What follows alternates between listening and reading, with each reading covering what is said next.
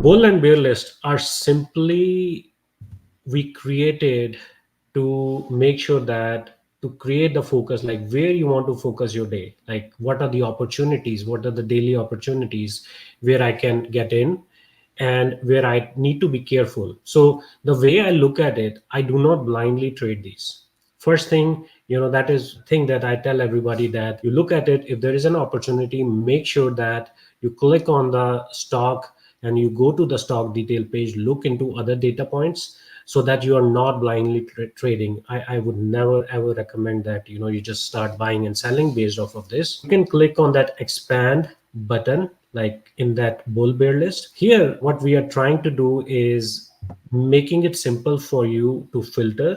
Like for example, if I'm only interested in stocks where the uptrend or downtrend is coming, so I can simply go here and select uptrend or downtrend, and I'm able to see all the stocks which are in uptrend right now. So that makes my life easy. And again, there are some other factors I look into, but this is how I kind of use bull and bear list to identify some of the hot opportunities where I can get in, and if I'm just long only, where I should be careful or close my positions by looking at the bear list. And so, Mahesh, whenever a stock is on this list, what's the criteria that puts it on this list? So before we built bull and bear list, our core data was your price oscillator that you see on the stock detail page, which we can get to. And then you have your heat map below it, the little this thing. So combination of these two, along with some of our own like internal data points, we try to on day-to-day basis look into, hey, which way the price trajectory is headed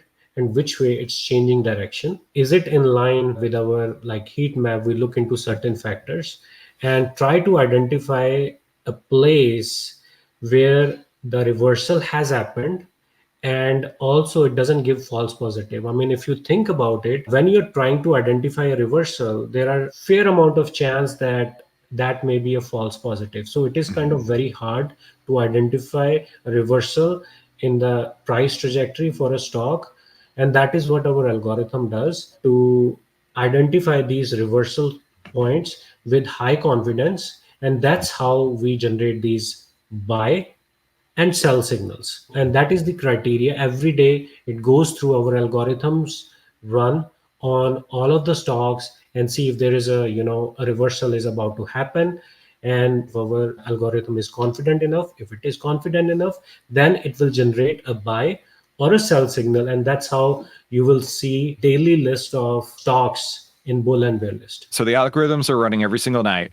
And then whenever they identify a buy signal or a sell signal that day, they're then added to the bull list or bear list, correct? Yes. Okay. It's a daily process. So I'll take a minute and just talk about the way that I like to trade around with this. So it's really great to hear different people's perspectives because like Mahesh is saying, the data is available for you to interpret it in a myriad of different ways. And you can absolutely take these lists and say, okay, I only want to look at buy signals today with a green overlay, right? That's actually the way that I like to trade. I like to look at which stocks have a green uptrend overlay, which stocks are showing a buy signal, and then it just narrows the list down for me, right? I remember, Mahesh, actually, whenever we've seen some market drawdowns, the bear list grows fast. There are days, I kid you not, I remember one day we were in the trading room and the bear list had 700 names in a single day. Like everybody, it's like, get your money out of the market as fast as possible. I remember that specifically. So like it's very dynamic, right? All the time these are being updated. But if you're a person who likes to maybe try to catch a stock as it's going down, maybe catch the bottom, maybe you're looking at a downtrend with a buy signal, maybe that's for you. But it just makes it easy, in my opinion, to have this all in one place. And, you can do all kinds of different filters. You can sort by price. You can add the overlay. Maybe you only like to trade a certain sector. You can sort by the dates. And it just makes life a lot easier. And in fact, Mahesh, I did not know that this was here. You taught me something today. Oh, okay. So I was really glad to see this. You could actually see all the ETFs in one place. So very, very cool. And in fact, one thing we didn't mention earlier is that it's got the list of stocks, but it also has ETFs segmented out from those stocks. So we cover, I think it's over 1,700 of stocks and ETFs when you combine them all together, right? Yeah, so around 150 index ETFs only. In near future, we are planning to add more ETFs as well as more stocks. So we will do that, and you may see increase in number of stocks and ETFs in near future. So with that being said, I feel like we've covered everything you'd want to know on the watch list. Mahesh, is there any other areas on the watch list you want to take a look at?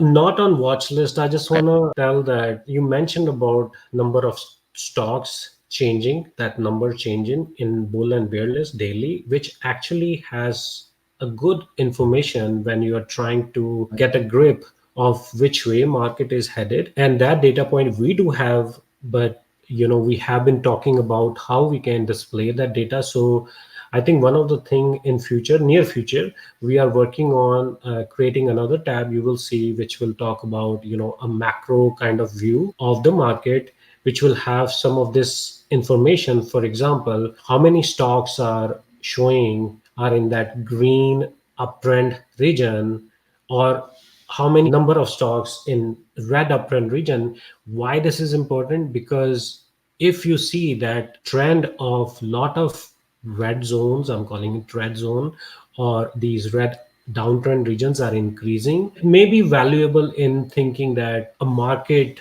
correction is about to happen or it's already happening. So I think data points like these, which we do have visibility, we are working on taking those data points and kind of building something more useful on the macro level, which again is something not available today, but we are working on it.